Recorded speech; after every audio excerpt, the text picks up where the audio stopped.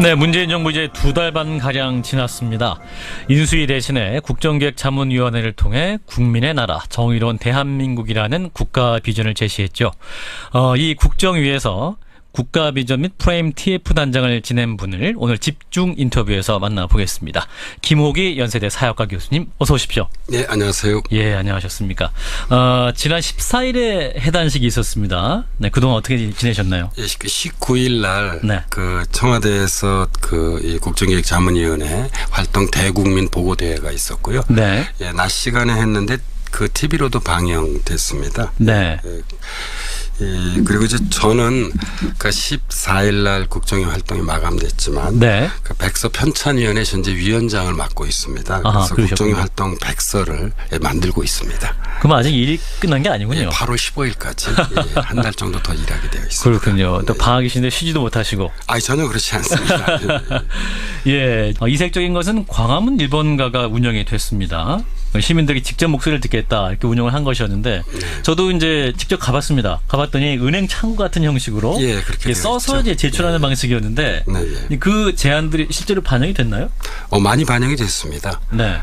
먼저 좀 말씀을 드려보자면 그 문재인 정부는 이제 촛불 시민혁명으로 탄생한 정부입니다. 근데 촛불 시민혁명 정신이 뭐 다름 아닌 국민 주권의 정신이라고 저희들은 생각을 했습니다. 예. 이러한 국민 주권 정신을 좀 적극적으로 반영하자는 취지에서 보통 우리가 이제 광화문 1번가라고 불리기도 합니다만 국민인수위원회를 운영해 왔습니다. 7월 12일 기준으로 네. 총 16만 5천여 건 정도 접수가 됐고요. 엄청나군요. 예, 정책 제안은 15만 5천여 건이었었는데요. 네. 저희 그 국정운영 5개년 계획, 특히 100대 국정 과제에 충실하게 반영을 했습니다. 네, 그렇군요. 국민의 나라, 정의로운 대한민국이라는 비전입니다. 어떻게 보면 좀 이해가 쉽게 되기도 하지만 또 다르게 생각하면 또 좀 어렵지 않냐 이런 생각이 드는데 핵심적인 의미가 뭡니까? 그러니까 그 국가 비전을 무엇으로 할 것인지에 대해서는 여러 가지 안이 제법 있었습니다. 네. 그런데 그 중에서 이제 이것을 선택을 하게 된 것인데요. 네. 그러니까 국가 비전이라고 하는 것은 이제 이중적 의미를 가지고 있는데 하나는 이 정부의 좁혀서 말씀드리자면 대통령의 비전이죠. 예. 그러나 동시에 대통령의 비전이기 이전에 국민들의 비전이라고 볼 수 있습니다. 우리 네. 국민들이 소망하는 바를 이제 담아야 하는 것인데요. 저희가 국민의 나라 정의로운 대한민국이라고 하는 것을 선택한 이유는 이런 것입니다. 먼저 이제 국민의 나라에 대해서 좀 말씀을 좀 드려보자면 대한민국이라고 하는 나라는 지역, 이념, 세대, 계급 어떤 이렇게 둘로 나뉘어진 것이 아니라 하나의 국민 모두를 위한 어떤 대한민국이라는 의미에서 국민의 나라라고 하는 의미를 담았습니다. 그러니까 다시 말씀드리자면 국민의 뜻을 국정에 반영하고 국민 개개인이 국정 전 과정에 참여해서 정책을 함께 만들어갈 수 있도록 국정 운영을 변화시켜야 한다라고 하는 의미가 담겨져 있고요. 권력자 한 사람만의 정부, 엘리트 중심의 정치가 아니라 국민 모두의 정부, 국민 모두의 어떤 정치를 추구한다는 의미에서 국민의 나라라고 하는 것을 선택을 했고요. 정의로운 대한민국이라고 하는 것은 지난 광복 이후 우리 사회를 지탱해왔던 두 개의 어떤 가치 혹은 시대 정신이라고 하는 것이 하나는 가난으로부터 벗어나려고 하는 산업화였었고요. 다른 하나는 정말 자유롭게 살고 싶다는 민주화였었는데 이 산업화와 민주화를 넘어서 그렇다고 한다면 대한민국에서 요구되는 시대 가치란 무엇인가? 저희는 그것을 정의라고 생각을 했습니다. 그러니까 정의로운 대한민국은 특권과 반칙을 일소하고요. 그다음에 원칙과 상식을 존중하고 그다음에 누구에게나 공정한 기회를 보장하고 차별과 격차를 좀 해소하는 그런 사회, 그런 대한민국을 지향하고 있습니다. 이제 그런 좀 바람을 국가 비전에 좀 담은 셈입니다. 사실 이 국민의 나라, 정의로운 대한민국 자체는 굉장히 좋은 목표이기도 하고 꼭 실현해야 하는 그런 과제이기도 한데 그게 이제 어떻게 실현할 것이냐, 또 그 갈등을 어떻게 풀 것이냐, 또 굉장히 어려운 문제 아니겠습니까? 앞으로의 이제 5년이 문제이죠.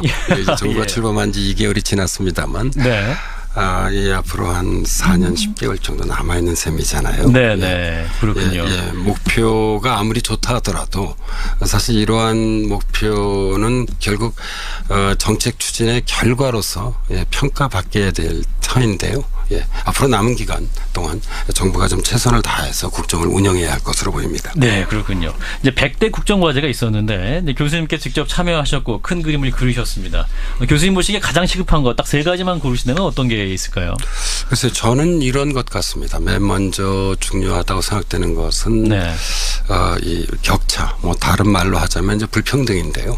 우리 사회에서 좀 불평등이 좀 해소됐으면 좋겠다는 생각이 듭니다. 뭐 가장 대표적인 불평등으로 손꼽을 수 있는 것이 어떤 이 정규직과 비정규직 간의 격차 이런 것들이겠죠. 그다음에 두 번째로 중요한 것은 저는 저성장의 좀 덫에서 우리 사회가 좀 벗어나야 될 것 같습니다. 우리 사회가 과거처럼 그렇게 고성장을 유지하기는 쉽지 않을 것이라고 생각을 하고 있습니다. 그러나 이제 3% 정도 그래도 어느 정도의 성장이 있어야 국민들의 삶의 수준도 높아지고 그다음에 현재 불평등을 해소하기 위한 분배 정책도 좀 원활하게 추진할 수 있다고 생각을 하고 있고요. 마지막 3번째로는 좀 사회문화적 과제인데 최근 우리 사회를 관통하는 개념이라고 해야 할까 이런 것을 저는 이 불안과 분노 이런 거로 좀 보고 싶습니다. 불안 사회이자 분노 사회. 국민들이 한없이 불안해하고 또 다른 한편에선 화가들 많이 나 계시잖아요. 그렇죠. 그래서 좀 이런 불안과 분노를 좀 벗어날 수 있는 여러 정책들이 좀 추진되었으면 좋겠습니다. 그 불안이라는 건 사실 구체적으로 미래에 대한 불안이죠. 그렇죠. 젊은 층들은 자신의 직업이라든가 뭐 결혼 이후의 문제, 또 노년층은 복지의 문제 이런 것이 굉장히 불안하잖아요. 나의 노후 생활이 걱정되고 그 중장년의 경우를 보자면요. 그다음에 나의 아이들의 어떤 그런 학업과 직업이 걱정이 되는 거죠. 그렇죠. 이런 좀 불안해서 좀 우리 사회가 좀 벗어날 수 있어야 한다고 생각을 하고 있고요. 여기에는 무엇보다도 중요한 것은 정부의 전 정책이라고 생각을 하고 있습니다. 그렇군요. 지금 이제 저성장 덫, 또 불평등의 문제도 말씀하셨습니다만 이제 정부가 경제정책 방향도 발표를 했습니다. 이제 소득주도 성장을 말하기도 했는데 이제 그런 것들이 함께 갈 수 있는 문제가 될까요? 뭐 그렇죠. 지금 정부가 이 5년을 관통할 이제 경제 정책을 내놓았죠. 사람 중심 경제를 이제 중심에 두고 소득주도 일자리 공정 경제 혁신 성장 뭐 이런 것들을 이제 추진하겠다고 좀 발표를 했었는데요. 뭐 가장 기본 핵심 아이디어는 이제까지가 대기업 중심의 어떤 양적 성장에 주력해 왔다고 한다면 이제 이런 경제 패러다임과 좀 과감하게 좀 결별을 하고 가계를 중심으로 놓고 이 낙수 효과가 아닌 분수 효과를 통해 경제를 좀 원활하게 제대로 운영하겠다는 그런 문제의식인데요. 물론 뭐 여기에 대한 비판들도 좀 덜어 있는 것으로 현재 알고 있습니다. 여전히 좀 덜 구체적이다. 그다음에 이 성장 동력에 관한 어떤 그런 좀 실제적인 좀 전략이 취약하다. 뭐 이런 지적들이 어제 오늘 이어진 제가 기사들을 봤는데요. 전 보완될 거라고 생각을 하고 있습니다. 그래서 이거는 뭐 정부의 경제 정책의 방향이라기보다 이 한국 사회를 공부하는 제 자신의 좀 바람인데요. 그러니까 저는 성장과 분배라고 하는 것은 기본적으로 함께 가야 한다고 생각을 하고 있습니다. 그래서 정부가 현재 추진하고 있는 우리가 흔히 이제 소득주도 성장이라고 이야기를 하는데요. 이런 소득주도 성장이 한편에서는 좀 불평등을 좀 해소할 수 있는 분배 정책을 강화하면서 또 다른 한편에서는 아마 곧 머지않아 이 대통령 직속으로 제4차 산업혁명위원회가 출범될 것입니다. 여기에서 이제 어떤 혁신 성장의 구체적인 그런 이제 동력들 정책들을 마련하고 이제 추진하게 될 것으로 보이는데요. 또 어떤 새로운 먹거리를 위한 어떤 성장에도 더욱 우리가 좀 관심을 기울여야 할 것으로 보입니다. 이 정부 들어서 경제 정책 방향을 보면 뭐랄까요, 정부 개입이 굉장히 적극적입니다. 그래서 일각에서는 너무 정부 개입이 많은 것이 아니냐. 어떤 시장에게 맡겨야 되는 것이냐 이런 지적도 있습니다만. 이렇게 보면 어떨까 싶습니다. 저는 이제 이 뭐 우리가 흔히 작은 정부냐 큰 정부냐. 네. 그러니까 이전의 정부가 작은 정부들이었다고 한다면 현재 문재인 정부는 좀 너무 큰 정부를 지향하는 것 아니냐라는 비판도 있는데 예. 큰 정부라는 말보다는 저는 적극적 정부, 능동적 정부 이런 식으로 좀 쓰면 어떨까 싶습니다. 예. 사실 저성장의 문제를 해결하기 위해서는 물론 민간 부분의 역할이 중요하죠. 네. 그러나 이 못지않게 민간 부분들이 새로운 성장 동력을 마련할 수 있도록 정부의 적극적인 지원이 필요하고요. 예. 그리고 불평등의 문제를 해소하기 위해서 역시 가장 중요한 것은 정부의 적극적인 노동 정책과 복지 정책이기 때문에 네. 저는 과거의 정부들이 좀 작은 정부, 소극적인 정부였다고 한다면 이 문재인 정부는 좀 적극적이고 능동적인 정부로 좀 어떤 경제에서의 역할을 바꿔 나가겠다는 그런 생각과 네. 의지를 보여주고 있다고 볼 수 있을 것 같습니다. 네, 정부 역할이 커지기 때문에 또 정부의 돈도 많이 필요합니다. 그래서 지금 증세 논란도 있잖아요. 예, 네. 그래서 이제 야당에서는 그 정부가 증세를 추진하면서 초대기업, 초고속자들에게 어떤 세율을 늘리는 방안을 좀 추진하고 있습니다. 그것이 과연 그러면 기업 잘 되게 하는 것이냐? 이런 또 반론도 있습니다만. 그런데 이제 뭐 다른 나라하고 좀 비교를 좀 해봐야 될 예. 문제이기도 하고 또 우리의 앞선 이 그 특히 법인세 같은 경우에는 정부들의 정책들과 좀 비교도 해봐야 될 것 같은데 네. 적어도 제가 보기에는 초대기업의 경우 이번에 이제 이 증세의 대상이 되고 있는 네. 그럴 역량들은 좀 가지고 있다고 생각은 좀 하고 있고요. 예. 그리고 이 정책이라고 하는 것이 꼭 경제적인 논리에 따라 서만 결정되는 것이 아니라 네. 공동체라고 하는 또 사회적 어떤 그런 뭐 이 관심이나 이 가치를 통해서도 우리가 결정되는 문제이기 때문에 네. 그러니까 이 대기업과 초고소득자에 대한 증세는 그러니까 제가 보기에는 뭐 저는 오히려 이제서야 우리 사회에서 좀 제대로 된 이런 표현이 어떤지 모르겠습니다. 공정과세. 혹은 조세정의, 가 뭐 추진되는 것으로 볼 수 있지 않겠느냐는 게 제 생각입니다. 예. 그래서 적어도 재정을 다루고 있는 이 조세정책 분야에 있어서도 어떤 공정과 정의라는 가치가 좀 적극적으로 추진될 필요가 있다고 생각을 하고 있습니다. 네, 물론 뭐 조세정의청에서 여기에도 봐야 이제 된다. 중요한 것은 사회적 합의이겠죠. 네, 네. 그래요. 그래서 이제 아까도 협치를 굉장히 중요하게 말씀하셨는데 이제 정부 출범 이후에 정치권을 보시면 어떠신가요? 이제 협치 좀 제대로 하고 있습니까? 글쎄요, 지금 이 장관 청문회 과정을 쭉 지켜보니까요. 네. 그래도 나름대로 제가 보기에는 정부와 여당이 노력을 기울여 오지 않았나 싶은 생각은 좀 가지고 있습니다. 네, 그렇군요. 그래서 원래 협치라고 하는 것이 대상이 한 대상이 국회라면 다른 한 대상은 이제 국민이죠. 네. 그래서 국민과의 협치는 이 현 정부가 무엇보다도 소통과 참여를 강조하고 있기 때문에 네. 제가 보기에는 잘 이루어지고 있는 것으로 보입니다. 네. 그런데 이제 이 소위 국회에서의 협치의 경우는 진짜 여소야대 전국이잖아요. 그래서 그 장관 청문회의 경우에서 볼 수 있듯이 그러니까 그래도 꾸준히 노력을 하면서 문제를 하나하나씩 현재 해결해 가고 있는데 이 여소야대 전국화에서 과연 이게 어디까지 협치가 제대로 이루어질지는 앞으로 좀 지켜봐야 할 것 같습니다. 그런데 다만 이제 저는 우리 이 위원회 활동이 끝났기 때문에 이제 다시 이 대학 교수라고 하는 일반 시민의 자리로 되돌아왔는데요. 그러니까 이런 시민 혹은 국민의 한 사람으로서 좀 바람을 갖는다면 저는 여당이든 야당이든 이 정권적 이익이라고 해야 될까요? 좀 일종의 정파적 이익이죠.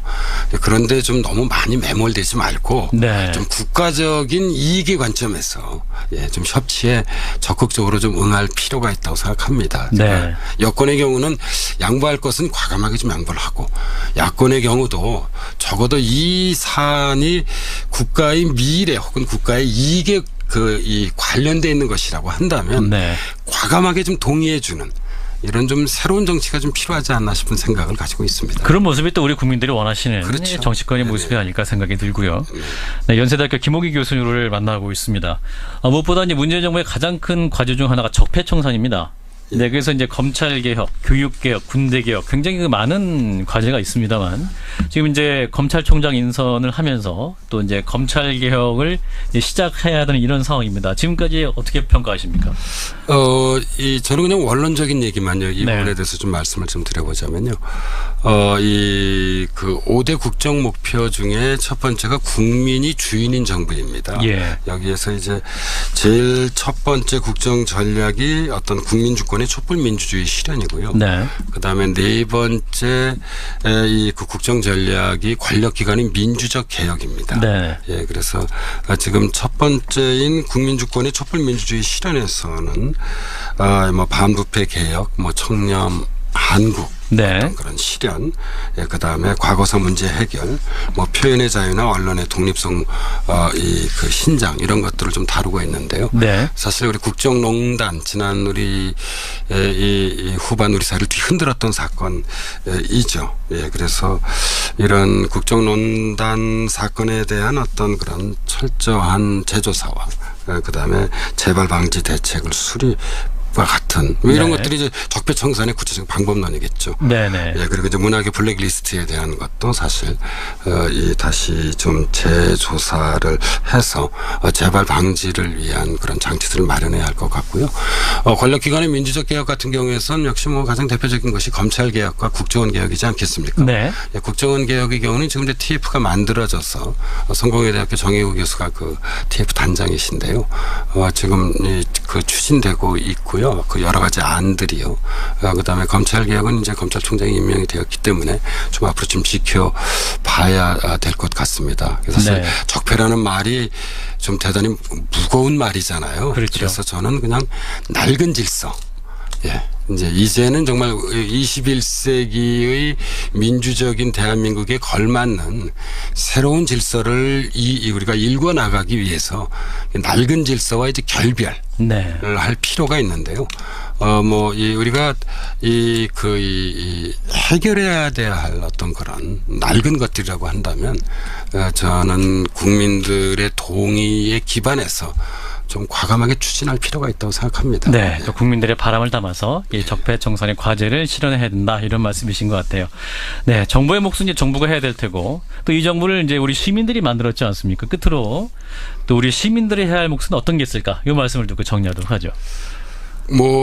시민들의 경우는 저는 무엇보다도 중요한 게 네. 제 이거 개인적인 건 바람입니다. 네. 좀 공동체 정신 이런 것들이 좀 회복됐으면 좋겠어요. 예, 우리 이런 말이 있잖아요. 예, 혼자만 잘 살면 무슨 재민게요. 네. 사실 혼자만 잘 살면 재미없잖아요. 그럼요. 예, 사실 우리 사회 가장 커다란 문제라고 생각합니다. 네, 네. 그래서 함께 잘 사는, 더불어 잘 사는, 같이 좀 잘 사는 그런 사회를 만들기 위해선 정부나 기업도 노력을 기울여야 하지만 시민들이 이렇게 함께 살겠다는 어떤 그런 생각과 마음 이런 것도 동시에 좀 가져야 할 것으로 보입니다. 네네. 일상적인 실천 등을까지를 포함해서요. 네네. 예, 그래서 그런 우리 시민들이 공동체 시민 어떤 의식 정신 네. 이런 것들을 좀 더욱 좀 많이 좀 튼튼하게 가져주었으면 하는 바람을 가지고 있습니다. 네, 이 사회에 또 많은 아픔이 있는데 어떤 시민들의 공동체성 회복을 또 다른 시민들의 과제로 또 제시해 주신 것 같아요. 네, 국정기획위원회 활동을 들어봤습니다. 김호기 연세대학교 사회학과 교수님, 네, 오늘 말씀 잘 들었습니다. 네, 예, 감사합니다. 이 정부의 좁혀서 말씀드리자면 대통령의 비전이죠. 예. 그러나 동시에 대통령의 비전이기 이전에 국민들의 비전이라고 볼 수 있습니다. 우리 네. 국민들이 소망하는 바를 이제 담아야 하는 것인데요. 저희가 국민의 나라 정의로운 대한민국이라고 하는 것을 선택한 이유는 이런 것입니다. 먼저 이제 국민의 나라에 대해서 좀 말씀을 좀 드려보자면 대한민국이라고 하는 나라는 지역, 이념, 세대, 계급 어떤 이렇게 둘로 나뉘어진 것이 아니라 예. 하나의 국민 모두 국민 모두를 위한 어떤 대한민국이라는 의미에서 국민의 나라라고 하는 의미를 담았습니다. 그러니까 다시 말씀드리자면 국민의 뜻을 국정에 반영하고 국민 개개인이 국정 전 과정에 참여해서 정책을 함께 만들어갈 수 있도록 국정 운영을 변화시켜야 한다라고 하는 의미가 담겨져 있고요.